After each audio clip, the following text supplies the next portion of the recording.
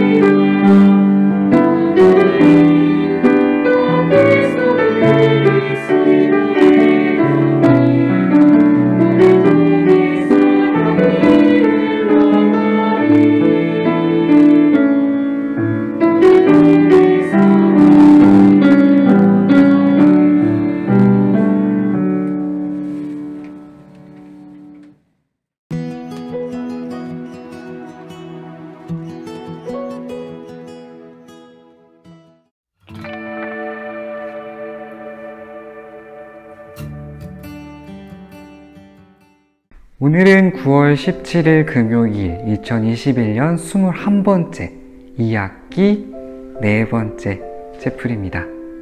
정동을 묵상하다 16번째 시간이기도 하고요. 대면 수업을 하는 3학년 친구들과 전공을 위해 학교에 일찍 온 2학년 친구들은 학교 교실에서, 그리고 1학년 친구들은 구글로 집에서 함께합니다. 기쁜 소식 먼저 전해드릴게요. 상담쌤의 귀한 첫아이 용우가 태어났습니다. 엄마가 빨리 보고 싶었는지 예정일보다 빨리 태어났다고 해요. 선생님 정말 고생하셨고 용우도 너무 반가워요. 진심으로 축하드립니다. 중간고사 서울예고 입시가 코앞으로 다가왔어요. 거리두기로 새학기 기분도 안 났는데 시험 기간은 거리를 두더라도 막막한 감정은 여전하죠. 그래도 이 기간을 누구보다 잘 살아낼 자신을 다독여 주셨으면 좋겠어요. 그리고 지금까지 잘 살아왔던 나날을 마음에 품고 힘내셨으면 좋겠습니다. 오늘 채플을 위해 기도는 3학년 3반 홍하영 선생님께서, 성경 봉독은 3학년 3반 선교부장 서혜훈 학생이 준비해 주었고, 특별 찬송으로는 47회 졸업생 조혜원님이 인사와 귀한 찬양을 보내주었습니다. 오늘도 사랑 안에서 우리는 함께합니다.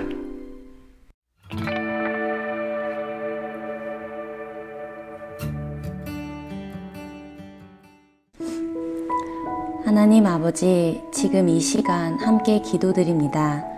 작년부터 시작된 예기치 못한 코로나19 바이러스로 현재까지 너무나 긴 시간을 한자리에 모여 예배드리진 못하지만 영상으로 각자의 처소에서 함께 마음 모아 기도하고 말씀 들을 수 있는 시간을 허락하여 주심에 너무나 감사드립니다. 하나님, 어느덧 성장의 계절이 지나고 결실의 계절인 풍성한 추석 명절이 며칠 앞으로 다가왔습니다. 낮에는 조금 덥지만 아침 저녁으로 선선한 가을 날씨를 주시니 감사합니다. 결실의 계절인 가을에 저마다의 열매를 맺기 위해 다가오는 중간고사와 입시를 열심히 준비하고 있을 학생들을 위해 기도합니다. 중학교 꽃다운 시기에 꿈을 이루기 위해 때로는 자신이 하고 싶은 부분을 잠시 미루고 하루하루 노력하고 연습하고 있는 1, 2, 3학년 학생들이 있습니다. 이 과정 속에서 여유를 가질 수 있는 침착한 마음의 평강을 주셔서 지치지 않도록 마음을 보살펴 주시고 건강도 주셔서 아프지 않고 강건할 수 있도록 인도해 주세요. 항상 자신을 돌아보며 먼 미래를 바라보게 하시고 부족한 부분은 채워주시며 이끌어주세요. 학교 생활을 긍정적인 마음으로 행복하게 보낼 수 있도록 도와주시고 이 아이들과 끝까지 함께하여 주셔서 지혜와 지식, 능력의 전능이 되어 주세요. 앞으로 나가는 분야에서 멋진 이 아이들이 하나님께 영광 돌리는 자녀가 될 수 있도록 축복하여 주세요. 특히 입시 준비로 많이 지치고 힘든 3학년 학생들을 위해 기도합니다. 입시를 준비하는 가운데 혹여 마음에 상처받는 일이 없도록 붙들어 주시고 믿음이 흔들리지 않도록 노력 없는 결과를 추구하지 않도록 과정마다 배우고 성장해 갈 수 있도록 인도하셔서 한 걸음 한 걸음 나아갈 때에 하나님을 믿고 의지할 수 있도록 도와주세요. 최선을 다하여 준비한 아이들에게 용기를 주셔서 앞길을 인도하여 주시고 좋은 열매를 맺을 수 있도록 축복하여 주세요. 그리고 항상 학생들을 위해 뒤에서 응원하고 기도해 주시고 애써 주시는 선생님들에게도 큰 힘 주셔서 건강 잃지 않고 동행하여 주시고 축복을 더하여 주세요. 오늘 저희 모두 말씀을 듣고 깨달은 바를 한 주간 마음에 품고 지낼 수 있도록 도와주세요. 이 모든 것을 주께 의지하였고 내 발에 등불이시고 내 길에 빛이 되시는 예수님의 이름으로 기도드립니다. 아멘.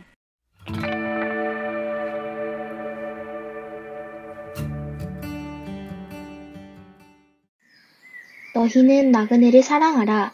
전에 너희도 애굽 땅에서 나그네 되었음이니라. 우리 하나님의 말씀입니다. 아멘.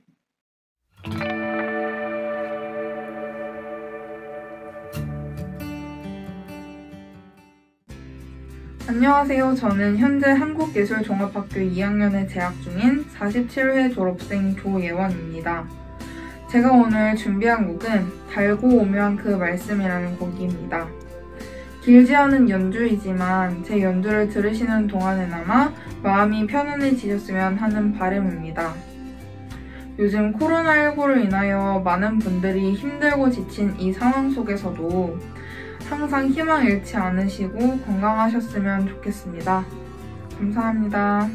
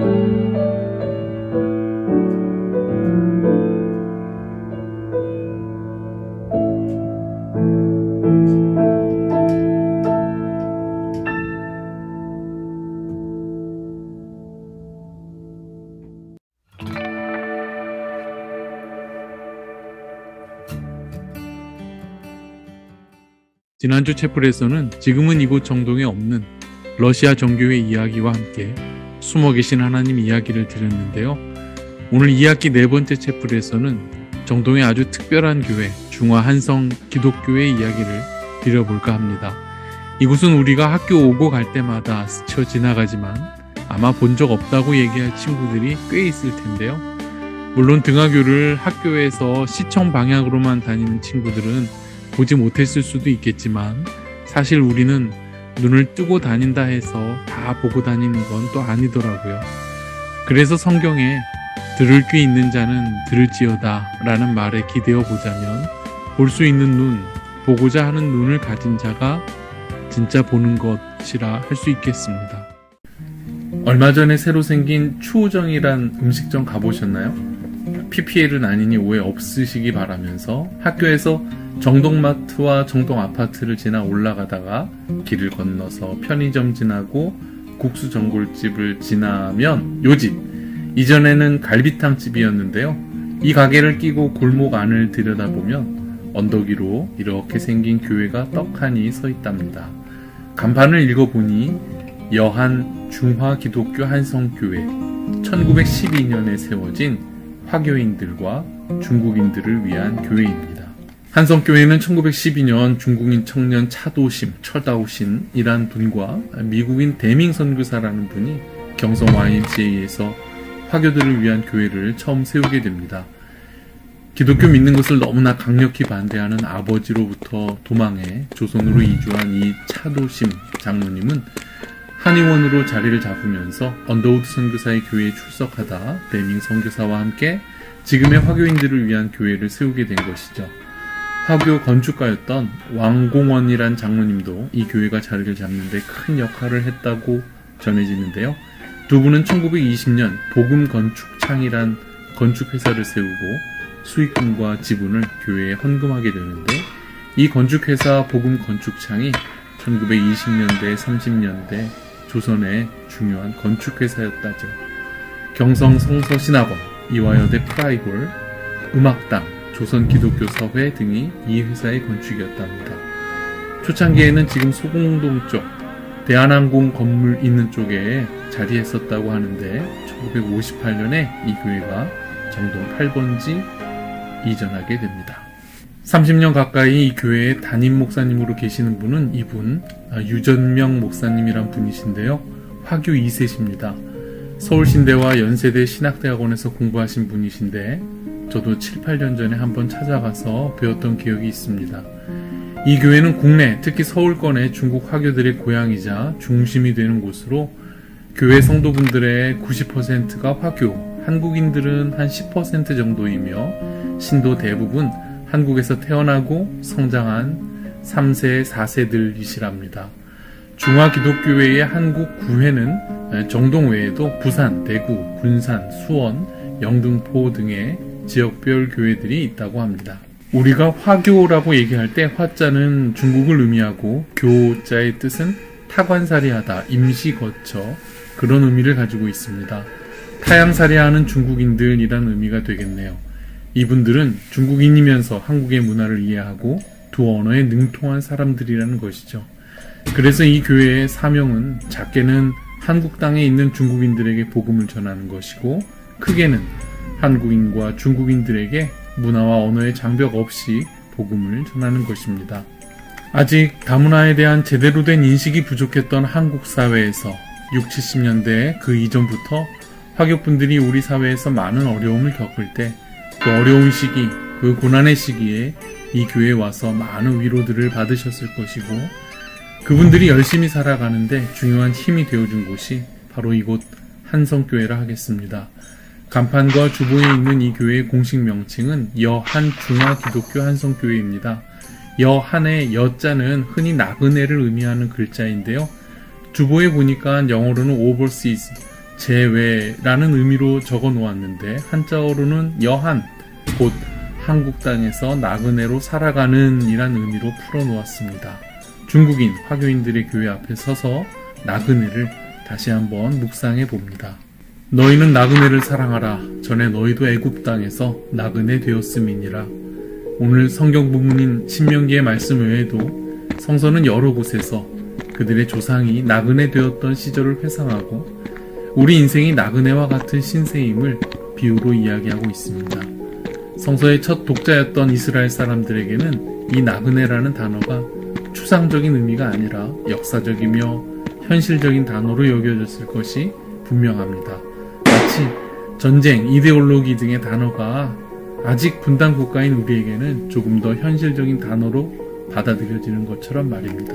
여러분들이 익히 알고 있고 1학년 종교 시간에도 배웠듯이 구약시대 믿음의 조상이라 불려진 족장시대의 첫사람 아브라함은 갈대아 우르 땅을 떠나 긴 여행을 통해 가나안 땅으로 들어온 나그네로 출발하였고 그의 후손들은 이집트 땅에서 430년의 시간을 노예와 나그네의 신분으로 살았기에 너희가 그 땅에서 나그네였다는 사실을 잊지 말라는 명령이 성경에는 반복적으로 등장합니다.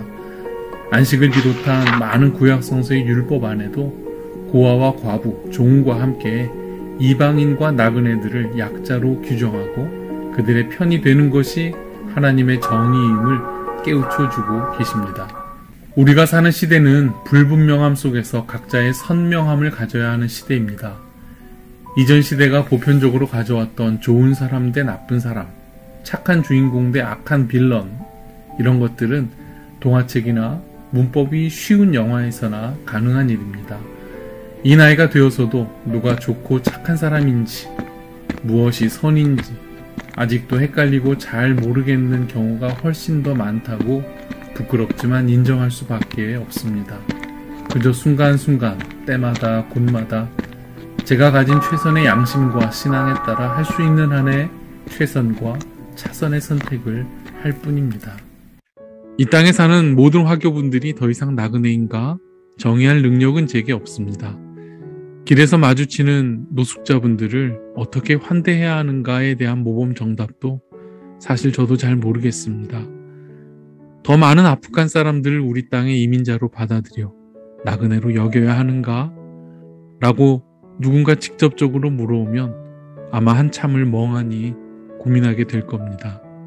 하지만 그럼에도 불구하고 여전히 우리 주위에는 실제적인 그리고 상징적인 나그네들이 있는 것은 분명합니다.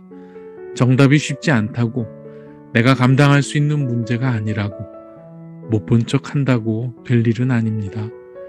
어차피 답을 찾아가는 과정 자체가 우리네 인생이며 각자가 감당할 수 있는 만큼 사랑하고 또 조금씩 넓혀가면 되리라 생각합니다. 그리고 우리 역시 아무리 많은 돈과 권력, 명예로 목에 힘주고 살아봤자 이 땅과 지구에서 100년을 채 못 살고 떠나야 하는 그런 나그네임도 분명합니다. 그러기에 나그네를 사랑하라는 오늘 말씀은 사실 나와 너, 우리와 이웃을 사랑하라는 성경의 그 기본 말씀과 또 다르지 않습니다. 정동길 골목 안쪽에 자리한 한성교회 앞에 서서 성서 속 하나님이 얘기하신 그 나그네를 다시 한번 마음에 깊이 새겨봅니다. 아멘.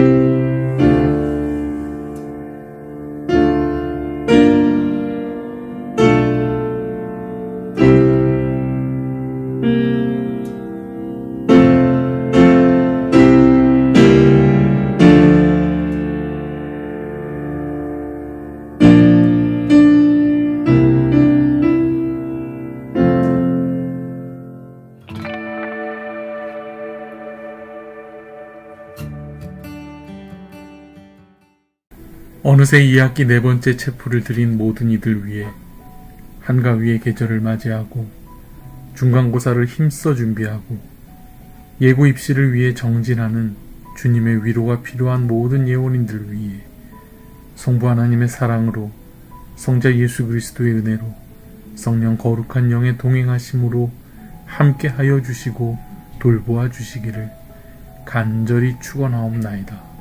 아멘.